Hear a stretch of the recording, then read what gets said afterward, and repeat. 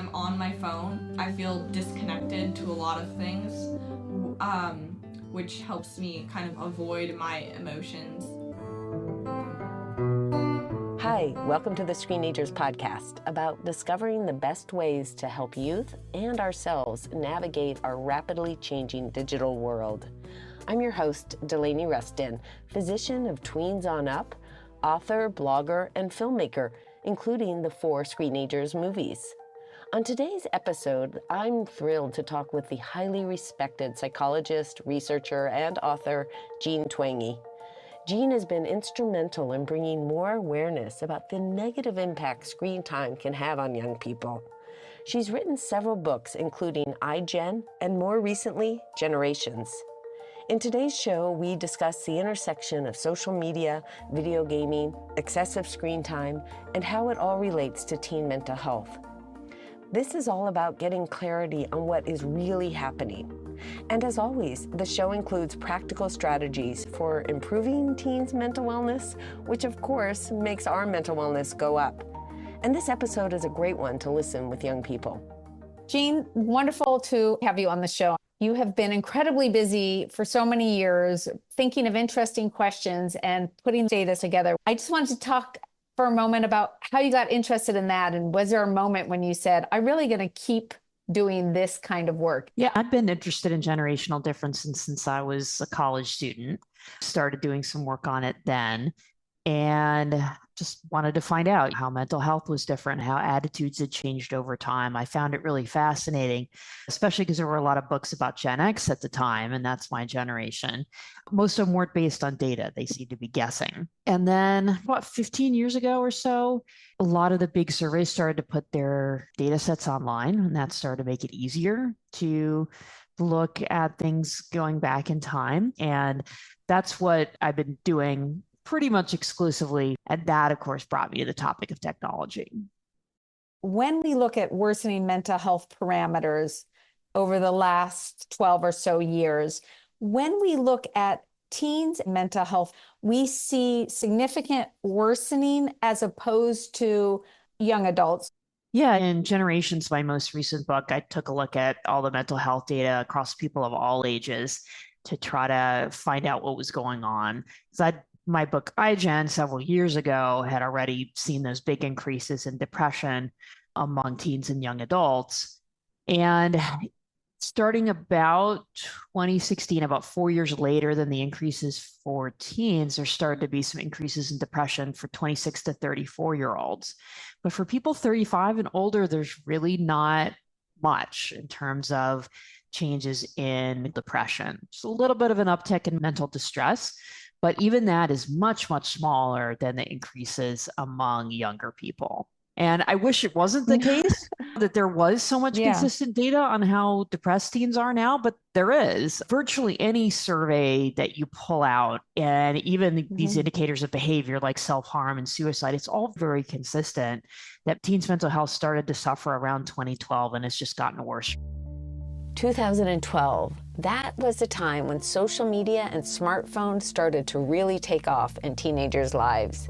That year, 81% of 12 to 17-year-olds were using social media platforms, as reported by the Pew Research Center. It was right around then that teens were starting to move more and more of their social lives online. When I talk about what's going on with mental health problems and screen time, I say it's very clear we know the answer. And I say it's 3 components.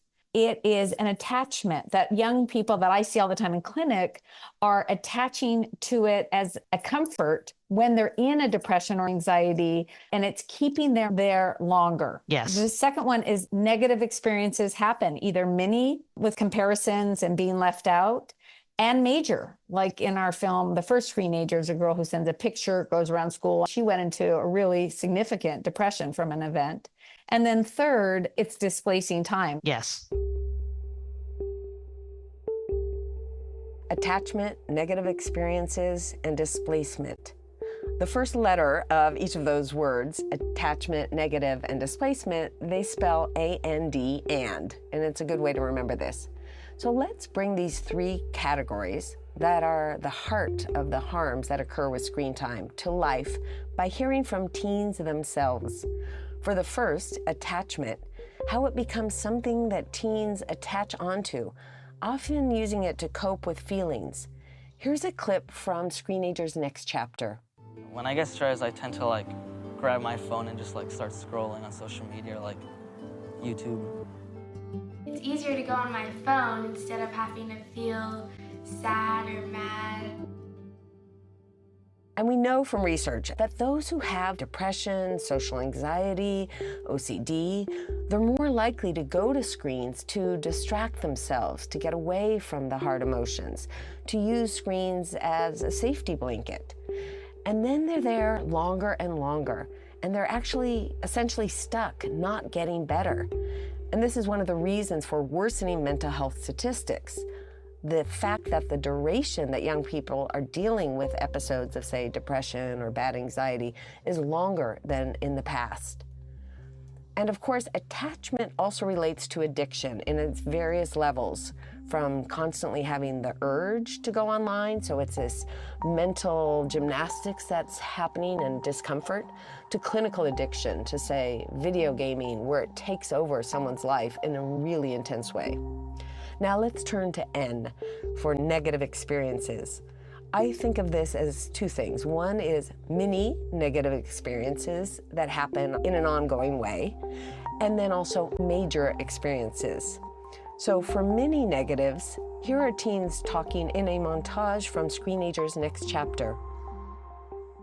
Stressful to post something like. If you post something, someone comments something mean or rude on it, makes me upset. Oh, I'm not as skinny as her, I can't afford to go on that trip. You can see if they've opened your Snapchat, if they haven't opened it, and I know that they've opened someone else's. It just feels so bad. Guys asking for pictures, they don't want anything to do with me. Otherwise, it hurt me. I see people doing fun things and then my anxiety just kind of takes over. For major experiences, let's hear from Hannah, who's in the first Screenagers film. As soon as I entered middle school, I had liked this guy for quite a bit, and he had begun talking to me, and I thought, maybe he really likes me or something. And he would say, you're so pretty and all this stuff. And then one day he said, you should send me a pic. And I'm like, what does that mean? And he's like, like in your bra or something. Of course, I wanted to please him because I really liked him.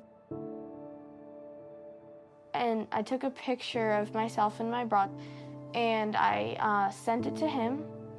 And after I sent it, he's like, what the heck? Why did you send that to me? One of my really close friends liked him, so he sent a picture to her, and she showed everyone the picture and told them about it.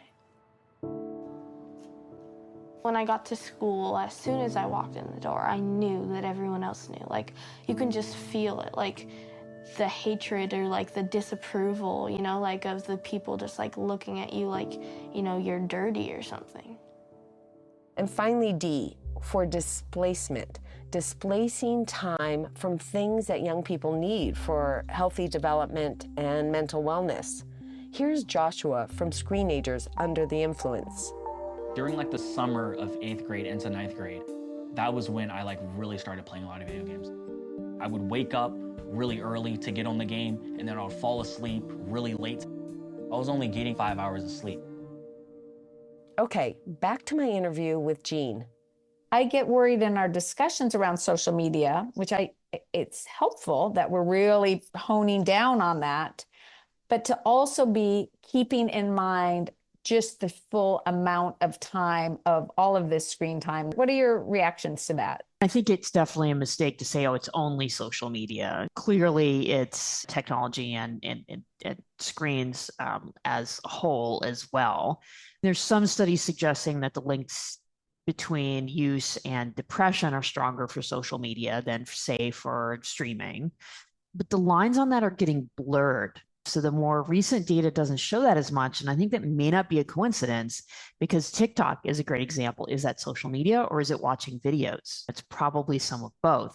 And its algorithm is so strong that teens and adults for that matter end up spending a ton of time on it. So it ends up sometimes with those negative experiences, but also is huge on the D for displacement because it takes up so much time.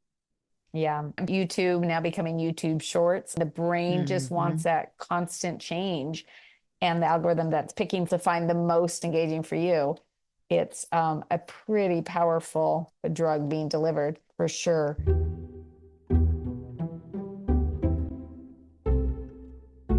It would be great to talk about what you've been talking all over the place about key reasons that you're very concerned about social media. If you could start just first and foremost from what in the data, not just correlation, but causation. Yeah, there's different types of evidence. And one is that everything, depression, anxiety, self-harm, suicide, unhappiness, all went up right at the time that social media became very popular, if not mandatory almost among teens. And I don't think that's a coincidence, especially going hand in hand with smartphones and technology in general, and just how fundamentally it changed how teens live their lives. And particularly right around then too, loneliness going up. Yes, exactly. That should just immediately tell us, look, it's doing the opposite. Exactly. Yeah, because social media apps advertise themselves as you'll never be lonely. You can always be connected to people. Yet what do we see? Loneliness spikes right as social media becomes popular among teens. And it's an important thing to address as well, because that's also a good counterpoint against some of the other alternative arguments. People say, well, lots of other things were changing around that time too. How do you know it's not one of them? How would climate change increase loneliness? That doesn't make any sense. How would school shootings increase loneliness? A lot of those arguments fall apart for many different reasons, but one of the reasons they fall apart is why would they increase loneliness? And you're not probably hearing those anymore these days, right? I still hear them. Really? The Lancet just said, oh, it has to be economic factors. Unemployment was going down over that time, not up. What are you talking about? They're still making those arguments 7 years later. Wow. But let's talk about the causation piece, because I think that's really important. I want to make sure to get to that. When I first started seeing these trends in mental health and thinking they might be connected to technology, we had correlational data, but there wasn't a whole lot of experimental data. There's really only about 3 studies. Now we have lots of studies. And for example, a lot of studies have asked people to either give up or cut back on their social media use compared to just continuing their normal use. So 2 groups randomly assigned so we can prove causation, randomized controlled trial. And then after a few weeks, measure happiness and depressive symptoms and loneliness and see what happens. Most, if not almost all of those studies that have done that followed people for at least 2 weeks. That's what they find, that those who give up or cut back on social media end that time happier and less depressed and less lonely. And what's so amazing about that is that it would probably be much higher if they knew that all their friends were doing it, because they're still having to contend with, ooh, I am missing out, or I feel bad. Maybe someone tried to reach me that way and I can't reach them. Just a plethora of reasons diminishing even how high the good feelings could be. To me, it's actually remarkable that those experiments find anything, because there's that piece of you're doing this as an individual and it doesn't solve the problem of everybody else around you still being on social media. The other piece is, by definition, the way those are designed, they're taking the average user and asking them to cut back to very low use or non-use. They're not looking at the heaviest users and having them cut back. That's where you'd probably see an even bigger effect. But I don't know. Those studies haven't been done to my knowledge. But when they just enrolled people, you mean they purposely excluded those, or they just have a very small percentage? No, it's just a general population. They're not selecting for the heavy users. So I'd love to see a study that looks at the heaviest users, and then I think they'd have a hard time getting them to comply, honestly. Oh, that might be one of the problems. But aren't there some heavy users just by a random sample in those studies? Good point. I haven't seen anybody analyze for that. That could mean there's no difference. It could mean that they just haven't done it. Those aren't publicly available data sets in the way that the correlational studies and time over time studies are. Oh, good point. And what did you think about the analysis a few years back looking at when Facebook rolled out on college campuses? Did you think that was a good kind of a natural experiment study. Yeah. Yeah. I thought that was fascinating because that's the other thing that we can do. And then there was some economists who did that, and that's what they do well, is looking at those kind of natural experiments and seeing what happened. And that, yeah, they found as Facebook rolled out, mental health issues went up on college campuses. What have you found overall about gaming and mental health? Well, in the big data sets that I've worked with, the heaviest gamers are not in good mental health. So there's a big data set in the UK, and then the one that I work with in the US of teens. And those are nice because they're really huge sample sizes, and that's what you want for the data to be as reliable as possible. Then you're not getting anomalous results from small sample sizes where, especially when you're breaking things down by how many hours are you gaming. If you're looking at the top 10% of the sample, who's the heaviest gamers, say, if you only have 200 people, then you get variation that could throw things off pretty quick. So it's nice to have these big data sets with thousands and thousands of teens.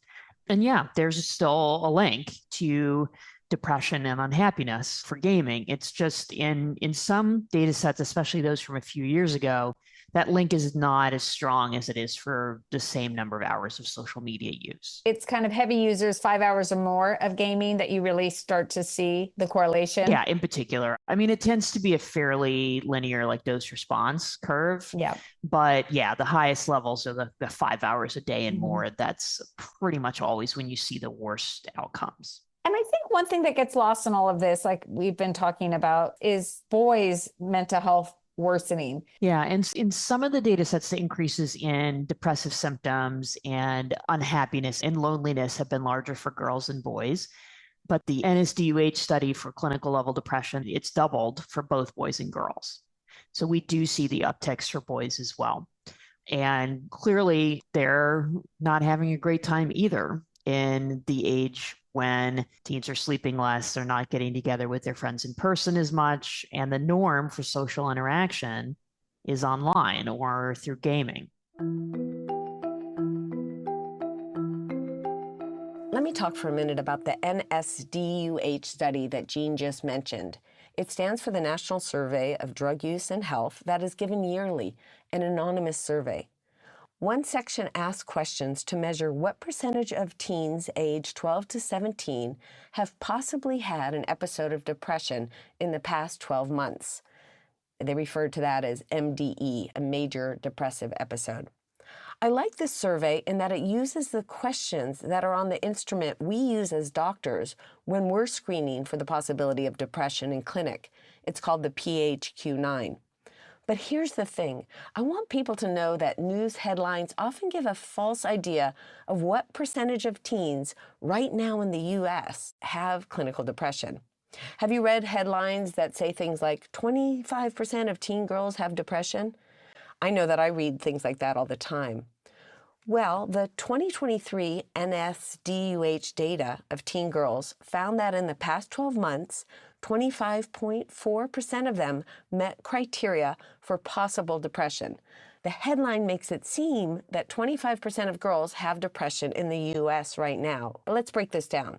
First off, 25.4% had possible clinical depression in the past 12 months. Well, we doctors know that a person can meet a cutoff for questions like this that suggest depression. But when we talk with a teen, we sometimes learn that it's not depression, but say lack of sleep for various reasons. And so one study looked indeed at the rate by which these screening questions overdiagnose, oversuggest depression. And for teens, it's a little over 20% false positives. And it's complicated, but the specificity in the study is 77.5%. And I link to that study in the show notes for any data nerds like myself. So for teen girls, that 25.4% figure, well, it would be more like 20% in the past 12 months had true clinical depression. What percentage of teen girls at this very moment in time have clinical depression? We call this the point prevalence. We don't have good recent data on this. Why can't we just divide by 12 months to get a better idea? Well, the duration of depression varies, and the survey asks if they've had at least 2 weeks of symptoms. But for many people, depression can last for several months. And in fact, as I mentioned, the data is showing longer episodes are happening for what I believe is a big part related to using screen time to cope with things, which keeps them more stuck. But we can guesstimate it somewhere around 7 to 10%. That's a huge number of teen girls. And many teen boys have clinical depression. Fewer boys than girls, but still a lot. Why take this time to explain all this, though, to get gritty about the data? Because I'm a longtime researcher working to help general audiences understand health and mental health data. We need to know what's really going on, and I don't want anyone to have misinterpretations of things. And I don't want teens to have gloom and doom feelings from misleading headlines. This is not to say that things have not worsened, because they have. And there's a lot we need to do. So let's get back to the interview. I want to turn for a moment to sleep. Lauren Hale, a friend of mine who's a sleep researcher for many years, has a paper out that you might have seen. It was the Fragile Families and Child Wellbeing Study, the data set. And they could really attribute a lot of the depression symptoms within that data set and found that sleep loss could explain at least part of, if not all at times, of the depression type symptoms. So I think that it's just more bang for our buck to explain how important it is for mental health. I'm so glad you're out there speaking about the sleep loss epidemic that we are dealing with, how we're going to help to get screens out of the bedroom. I do focus on sleep a lot. So when I give talks to parents and sometimes the students themselves, I always say that's my number one piece of advice, that if you want to just walk away with one thing from the talk, it should be get your devices out of the bedroom at night. That's a good idea for everybody, not just for young people. I said to my kids, who are one's in college, one's out, I said, once you're out of the house, you can sleep with screens everywhere, on the ceiling, on your chest, on the walls. And that it's really about, though, my job is to do data-driven, what I can do to protect your developing brain and your mental being and the wellness in this home, because sleep deprivation really is a public health issue, not even just thriving, of course, and their academic performance, but in the family life and other relationships. I try to push back on some of the common arguments. The most common one is, but I have to have my phone in my bedroom because it's my alarm clock. So I say, I have some advice for you. Buy an alarm clock. Really, which is a norm by now of teens scrolling through their phone right before they go to bed, sitting in bed and doing that. Also not a good idea. Just in general, even if you're not in bed, being on your device right before bedtime is not a good idea. It's way too stimulating. What we're really seeing is that stimulation, that psychological, as so important. And even if you know the research, there's practical issues around this. I think the best thing that we did is that their phones shut down at bedtime. And we do have the rule, it has to be physically out of the bedroom. Yeah. But they reinforce each other. Good So point. having the parental controls that shut down the phone, and you do still want to make that the rule that the phone is downstairs and you have to enforce it and figure out ways to enforce it. And we haven't had to use lock boxes yet. That's in my arsenal if we ever need it. We have the clear lock boxes with a code on it for cookies, Girl Scout cookies in particular, because they tend to disappear in this house. So I know how to use those. And so if I have to start putting phones in them, I will. You have to have some sort of backup on it of, okay, here's the rule that your phone has to go downstairs on the kitchen counter. I would keep particularly my daughters in my bedroom just because the desire to sneak is so high, but every family is different. No, it just depends. It doesn't matter if you're a researcher or not. They don't care, but they will respond to you. This is a rule. And if you don't follow the rule, there's going to be consequences.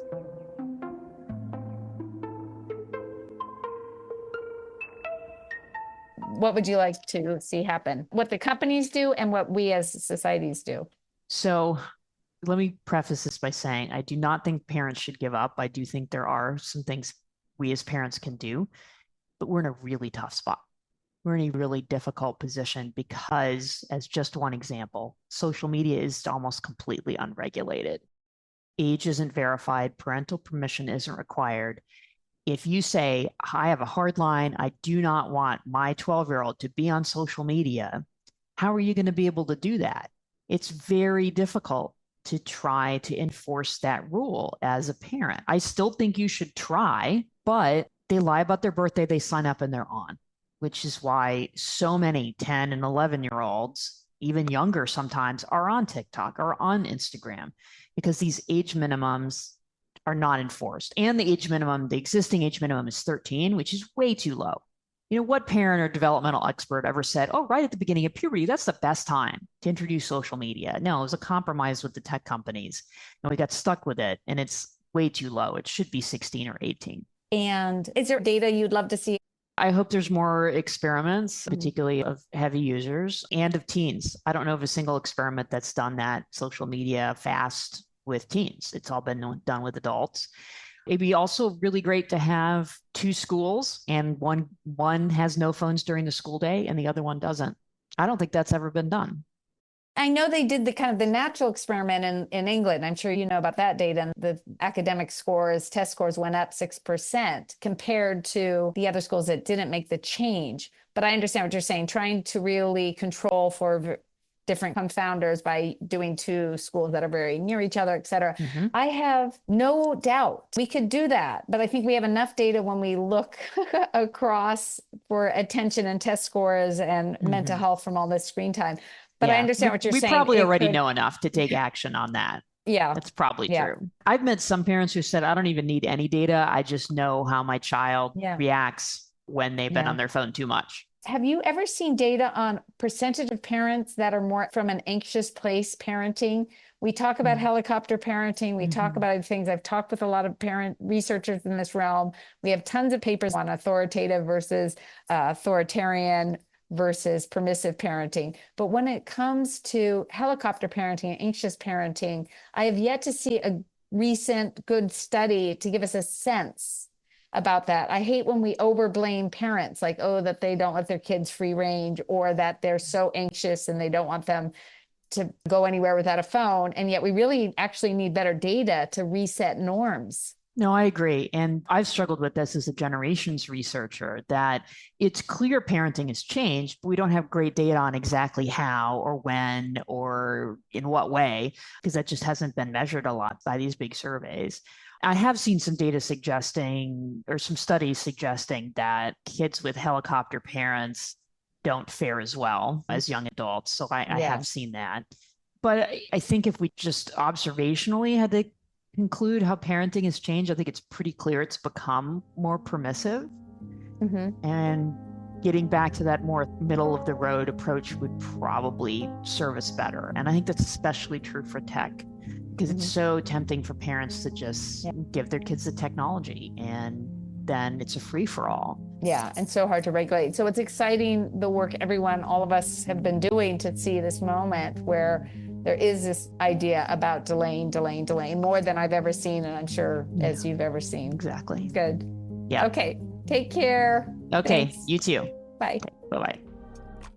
To learn more about Jean Twenge, her books, and her research, head to the episode notes at screenagersmovie.com. And if you want to read many more things I've written about mental health in teens, ways to help teens who are struggling with depression symptoms, anxiety, and such, I have several blogs on this, as well as podcast episodes. And the website has many other resources related to teens and mental health. Also at the website, you'll learn about the Screenagers movies, including Next Chapter, which is specifically looking at youth mental health in the digital age and solutions. What a gift that you tuned into the show today. The Screenagers podcast and movement is all about learning together how we can best help our youth of all ages, our communities, and ourselves best navigate our rapidly changing digital world. Make sure to follow/subscribe to the podcast to get each episode automatically. And the more subscribers, the easier it is for others to find us. And if you give it a like and write a review, even just one sentence, that helps even more. Finally, I love hearing from you, so email me at delaney@screenagersmovie.com. What ideas do you want to hear for future episodes? Today's show was produced by the following people: me, your host, Delaney Rustin, Lisa Tabb, Rebecca Tolan, and sound editing was done by Alan Gofinski.